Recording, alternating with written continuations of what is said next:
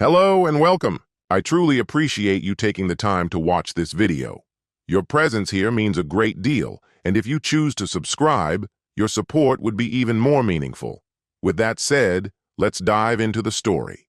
Everything changed the day my 17-year-old stepdaughter had me arrested, right in the home I'd opened to her and her mother. And it all started with a lie, followed by another, and then another. My name is Wallace. And what I'm about to share is how a teenager's false claims not only destroyed my marriage, but also revealed the painful truth about a family that never saw me as more than a financial lifeline. The beginning of it all traces back to 2018, the year I met Linda. She would later become my wife, and the mother of the girl whose accusations turned my world upside down. At the time, I was 39, running a thriving electrical contracting company and living comfortably in a fully owned 3-bedroom house. Linda, who was 36 then, worked part-time at the reception desk of a medical clinic. She had an 11-year-old daughter, Ashley, from a previous long-term relationship that had ended poorly. Her ex was completely absent. No visits, no financial help, no communication of any kind.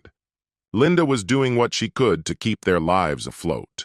She worked just enough hours to retain her health insurance benefits while also staying eligible for housing assistance.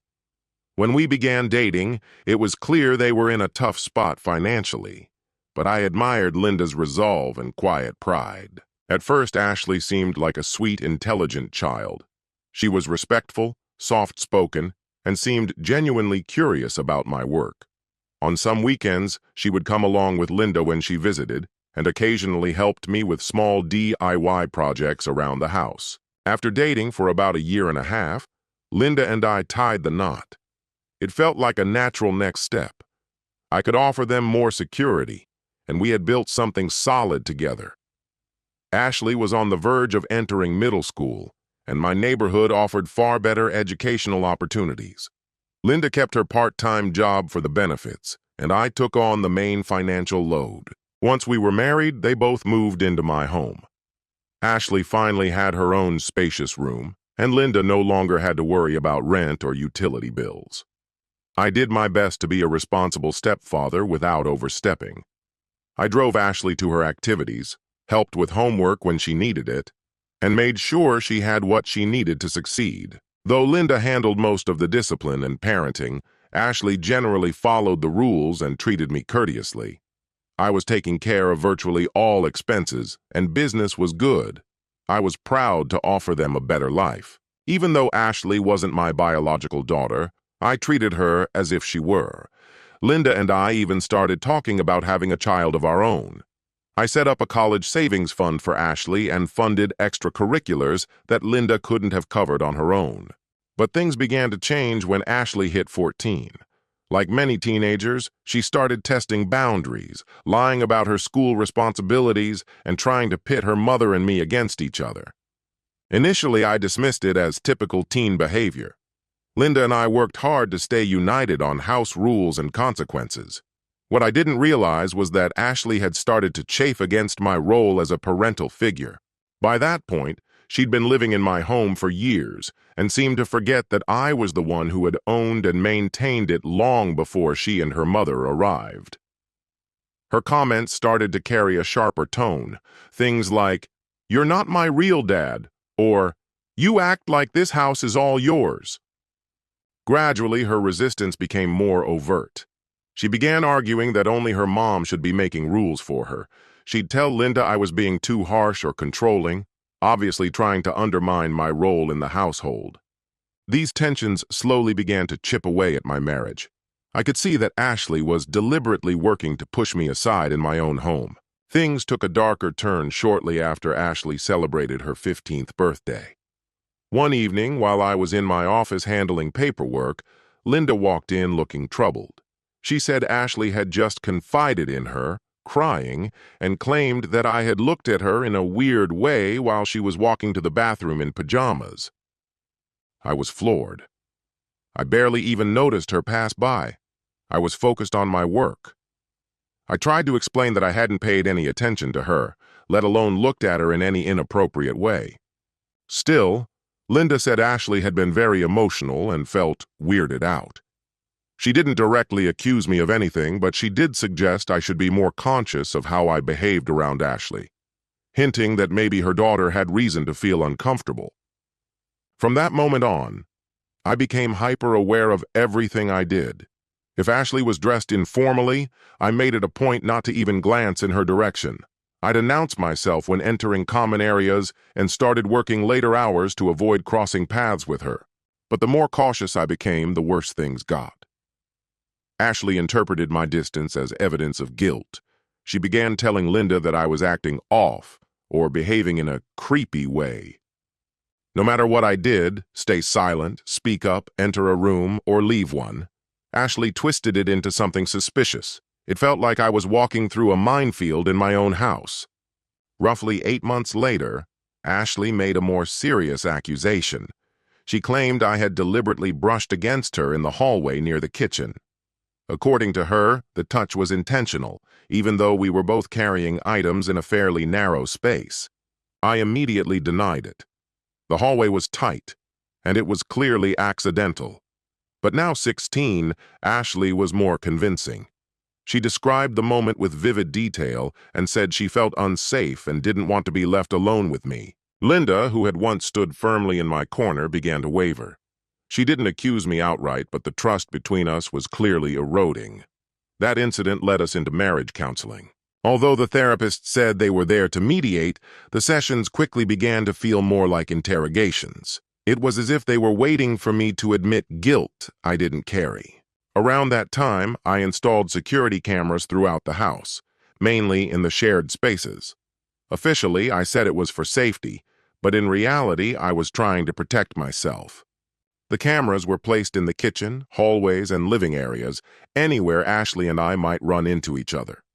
Despite these efforts, the environment in the home was becoming intolerable. Ashley saw how much control she wielded and didn't hesitate to use it. She began saying things like, "If you act weird, I could just call the police," fully aware of the psychological toll it took on me.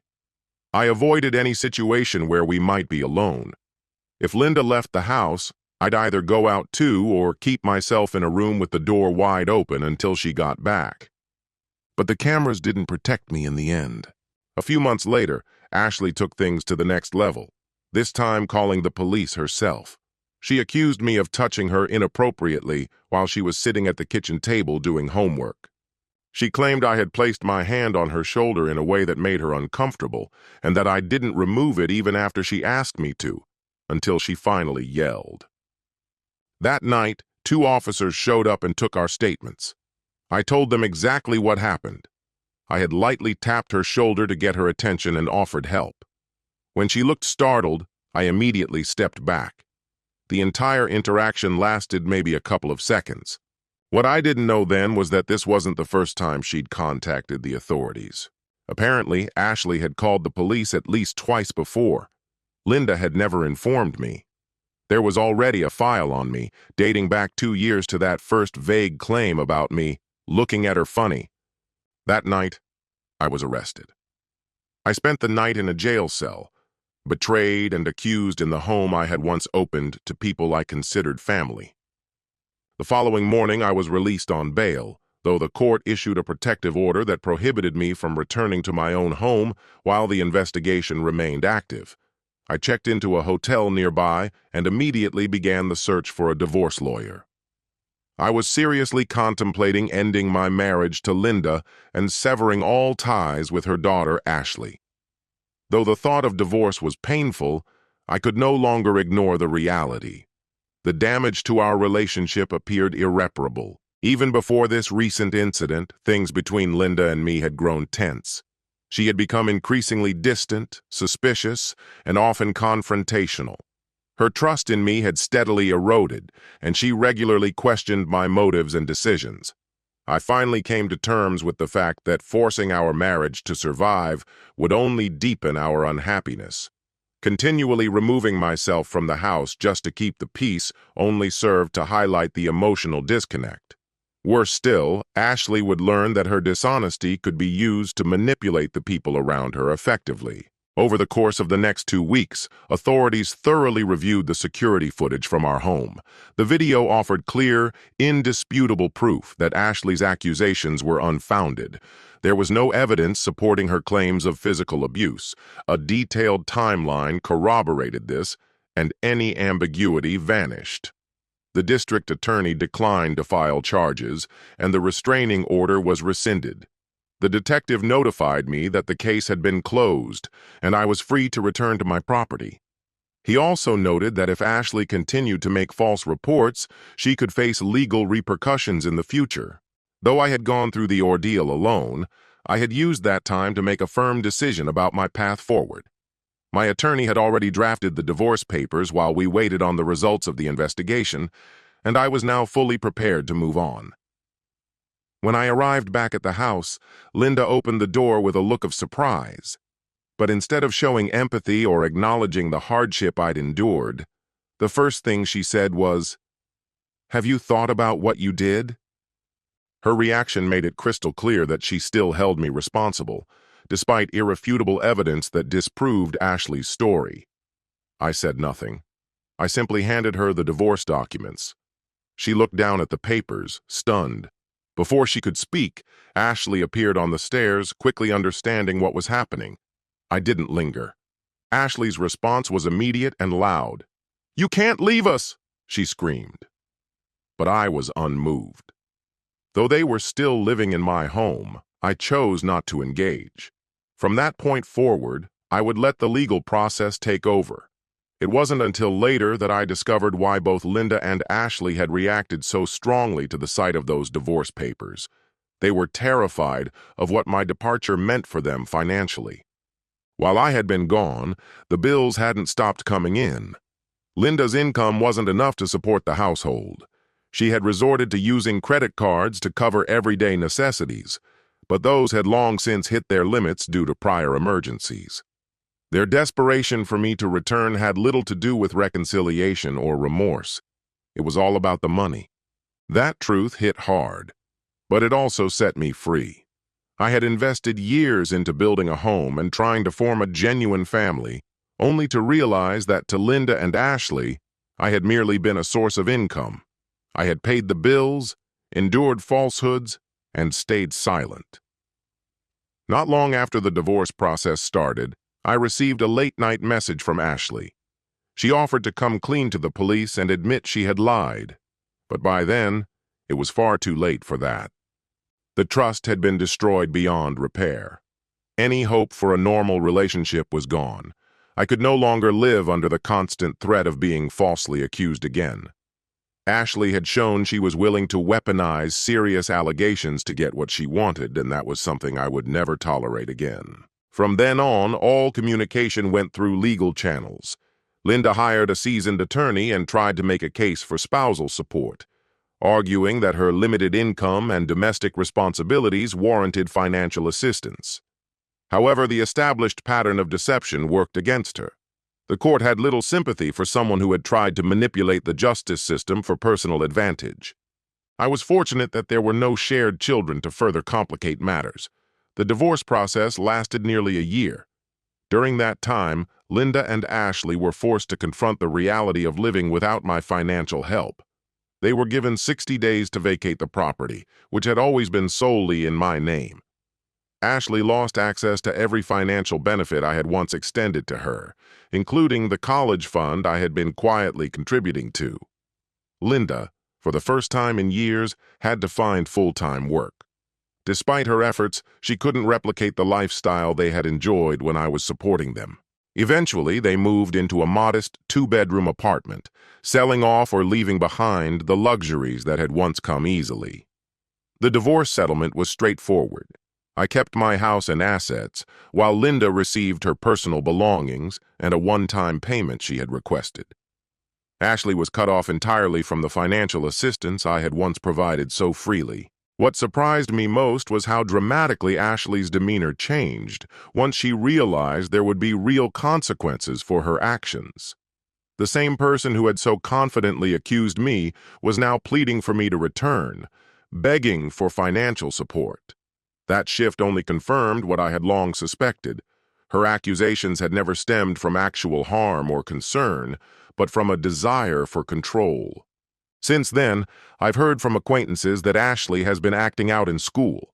It seems her manipulative tactics are no longer working in her favor, and she's learning that the world won't cater to her lies.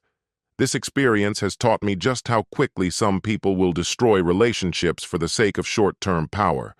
Ashley may have succeeded temporarily, but in the end, she lost the safety and opportunities I had once been eager to provide. The most important lesson I learned is this: walking away from a toxic environment, even one where others rely on you, is sometimes the only path to reclaiming your peace. Linda and Ashley had created a situation where staying meant risking not just my emotional health, but my freedom and reputation as well. As painful as it was to leave, it was the only choice that allowed me to protect myself from people who had shown they were willing to lie to authorities for their own gain. Sometimes those who insist they need you most are the very ones who pose the greatest danger to your well-being. Ashley's false claims could have ended my career, landed me in prison, and destroyed my name. Compared to that, the financial cost of divorce felt insignificant. In hindsight, I wish I had recognized the warning signs earlier. I should have walked away after the first or second red flag. But I held on to hope that Ashley might change, or that Linda would see the truth. Instead, things escalated until staying became unsafe. Ironically, the security cameras I had installed for protection became the very thing that exonerated me. Without that footage, Ashley's final accusation might have led to a conviction. That surveillance system turned out to be the wisest investment I ever made. Ultimately, Ashley's last falsehood pushed me to make the decision I had avoided for too long. Her lie forced clarity on a situation I'd tried to ignore. It gave me the strength to walk away from a life that had been quietly eroding my happiness. Now, I'm focused on rebuilding, with firm boundaries and a clearer understanding of what family truly means. And so, this chapter comes to a close. Thank you for taking the time to hear my story. If it resonated with you, feel free to X.